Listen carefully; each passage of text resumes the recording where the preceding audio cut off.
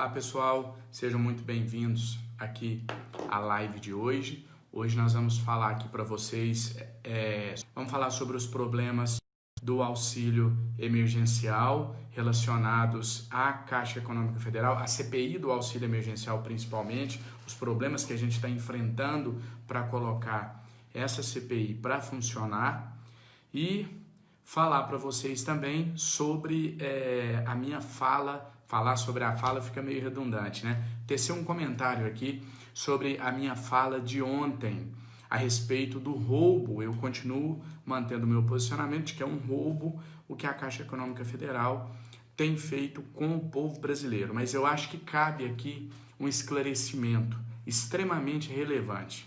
A gente às vezes fala de uma maneira, ali na ânsia de desempenhar da melhor maneira possível a nossa função, acaba que você, às vezes, tomado pela emoção, pelo calor do momento, você deixa a coisa meio vaga, né? De maneira que pode dar margem a uma interpretação diferente da que você tentou passar. Então, eu não retiro nenhuma das palavras que eu coloquei na última live em relação ao crime que a Caixa Econômica Federal está praticando contra o povo brasileiro. O roubo, né? O furto, a apropriação indébita, enfim, não vou discutir aqui a tipificação legal do ato da Caixa Econômica Federal, mas o que interessa é que é um crime, é uma ilegalidade o que a Caixa está fazendo com o seu dinheiro. Mas o esclarecimento que eu quero fazer sobre o vídeo de ontem, e aí a gente vai iniciar o bate-papo aqui, a live de hoje vai ser um pouquinho mais demorada, a intenção hoje aqui é fazer um bate-papo. Eu tenho entrado rápido aqui de Brasília, com comunicados rápidos, e já tem um tempinho que a gente não fazia esse bate-papo aqui, então a intenção hoje é fazer um bate-papo mais interativo. Eu espero que vocês participem, deixem o comentário de vocês, mas antes da gente iniciar então, eu quero só fazer essa colocação, esse esclarecimento à minha fala de ontem, né? Quero deixar claro aqui o seguinte, quem a gente acusa de crime, quem a gente acusa de roubo, quem a gente acusa de estar fazendo chacota com a cara do povo brasileiro, quando a gente fala em Caixa Econômica Federal, a gente está falando de todo mundo, menos dos funcionários, né? Daquele que está lá na ponta, né? A gente não está falando do pessoal que trabalha, do pessoal que está lá gerente de conta, caixa, né? Aquelas moças que aquela função posso atender, acho que tem alguns rapazes também, né? Não é só do sexo feminino, normalmente são pessoas mais jovens. A gente não está falando desses. A gente não está falando de bancário. A gente está falando, por exemplo, quando a gente fala de Itaú, de Bradesco, dos bancos privados e faz alguma crítica, a gente não está falando de bancário. A gente está falando de banqueiro. Da mesma maneira, quando a gente faz alguma crítica relacionada à Caixa Econômica Federal, a gente não está falando do caixa.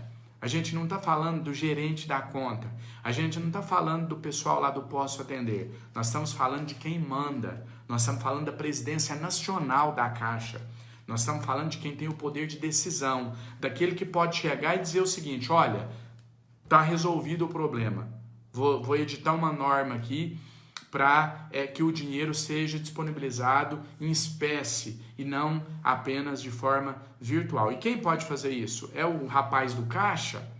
É a moça do Posso Ajudar? Eu falei Posso Atender, né? Falei errado, é Posso Ajudar. Não, é o presidente nacional da Caixa. Então o meu recado é principalmente para o senhor Pedro Guimarães, que é o que responde pela Caixa Econômica Federal no Brasil hoje. Então, eu acho importante fazer esse esclarecimento porque a Caixa Econômica Federal possui no Brasil mais de 250 mil funcionários. E essas pessoas, mais do que o nosso respeito, elas merecem a nossa admiração, o nosso aplauso e o nosso muito obrigado. A gente parabeniza muito, exalta muito os profissionais da saúde, em especial os médicos, e com razão, não estou dizendo que eles não devem ser parabenizados por estar no fronte dessa guerra contra o coronavírus, mas a gente não pode esquecer de outras pessoas.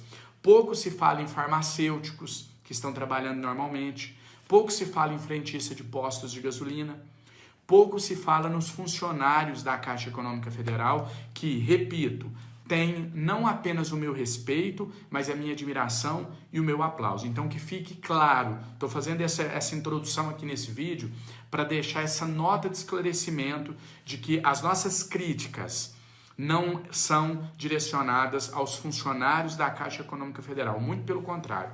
Esses recebem os nossos aplausos, né? A gente manda, são afagos para esses e não críticas. As críticas são para a direção nacional da Caixa Econômica Federal. Ah, André, mas como é que você fala que é um crime? Eu já expliquei isso aqui e vou repetir para quem não entendeu ainda. Eu fui um dos deputados que votou a lei que instituiu o auxílio emergencial. Lá, nós deixamos claro no texto que a Caixa tem que pagar o auxílio emergencial para você em dinheiro. E quando a gente questionou a Caixa, olha, mas como é que vocês estão pagando em esse tal de dinheiro virtual, que nem existe, né? Só pode movimentar através do Caixa Tem. Caixa Tem que vive dando problema, que vive fora do ar, né? Como que, baseado no que vocês estão fazendo o pagamento apenas virtual? Eles falaram, olha, a gente está baseado em uma portaria do Ministério, não me recordo se da Cidadania ou da Economia. E aí eu entro aqui com o meu lado advogado para dizer para vocês que entre as normas jurídicas, lei, portaria, decreto, enfim, existe uma hierarquia. E a portaria no qual a Caixa se fundamenta para pagar o auxílio emergencial de forma virtual, ela é hierarquicamente inferior da lei. Falando no popular, a lei manda mais do que essa portaria do Ministério da Cidadania. Logo, o que a Caixa está fazendo é ilegal. Aí vem o questionamento, por que ninguém faz nada? A gente vê tanto debate nas redes sociais, tanta gente elogiando, criticando o presidente por questões ideológicas, mas naquilo que toca realmente a necessidade do povo brasileiro, poucos têm se levantado. E eu tenho moral para fazer essa crítica, porque eu sou um desses que tem se levantado para aquilo que realmente faz diferença na vida das pessoas, seja com ideologia de direita, de esquerda, que concorde com a minha, ou que seja o contrário com a minha ideologia, com os meus pensamentos, com as minhas ideias. Existem questões que unem as pessoas, principalmente as necessidades, né? Amanhã, por exemplo, se o presidente da República obriga o presidente da Caixa Econômica Federal a efetuar o pagamento em espécie, eu garanto que ele vai agradar gente com pensamento de direita, de esquerda, gente que é a favor disso, que é contra, gente com pensamento liberal, gente conservadora, enfim, não importa. São questões que afligem a todo o povo brasileiro. E é nisso que a gente tem que se focar agora. Claro que questões ideológicas têm o espaço para ser debatida, para ser discutida, questões políticas também, tudo isso faz parte da democracia, mas não no meio de uma pandemia. No meio de uma pandemia, a gente precisa buscar as pautas que unem o país, direita, esquerda, centro, todos os lados. Esse é o momento é de dor, é de sofrimento. Então não é momento de dividir, é momento de unir. Então, para isso, para a gente resolver essas pendências do auxílio emergencial, né? E eu não quero aqui fazer nenhuma caça às bruxas, não, podem ficar tranquilos. O objetivo nosso, no nosso requerimento que propõe o auxílio emergencial, não é tirar o auxílio de ninguém que recebeu, não. Eu vi muita gente com medo. Ah, André, mas se instalar essa CPI e investigar, e se o governo achar numa segunda análise que eu não tenho direito ao auxílio e me tomar o dinheiro que ele me pagou? A gente não quer isso, não. A gente quer focar em quem não recebeu. A gente quer investigar na CPI do auxílio emergencial. Por que o Caixa Tem vive fora do ar? Por que a Caixa Econômica Federal está pagando de forma virtual, sendo que a lei não autoriza pagar de forma virtual? Por que tem gente do Bolsa Família que até agora não sabe quando vai receber e se vai receber a quarta e a quinta parcela? Por que teve gente que teve a primeira parcela aprovada, a segunda parcela aprovada, a terceira aprovada e na quarta e quinta foi negado, sendo que a situação financeira da pessoa não mudou? Então, o nosso foco não é tirar de ninguém, pelo contrário, é incluir mais pessoas. Então, para isso, a gente precisa instalar a CPI do auxílio emergencial. André, mas você não pode fazer outra coisa? Eu não sou juiz, eu não faço parte do Poder Judiciário, então eu não posso dar uma decisão obrigando a Caixa a cumprir.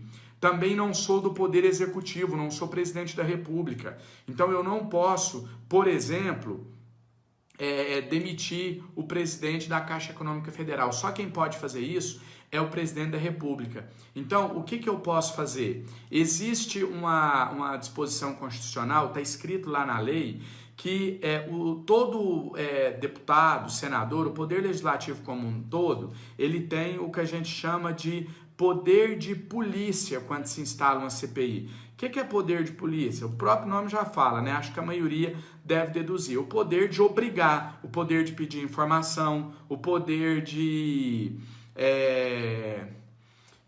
quebrar sigilo fiscal, sigilo bancário, sigilo telefônico. Tudo isso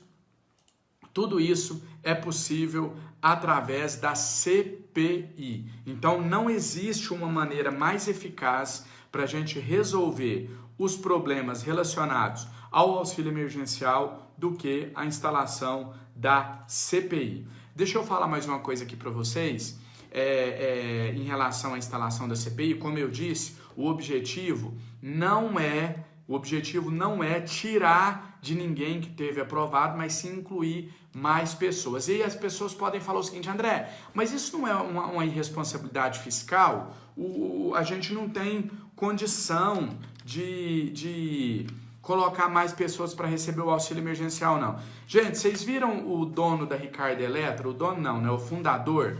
O fundador da Ricardo Eletro, para quem não viu, ele foi pego ontem, né? Foi preso, claro, infelizmente, como já era de se esperar, já foi solto, mas ele foi preso ontem acusado de sonegação na casa de R$500 bilhão.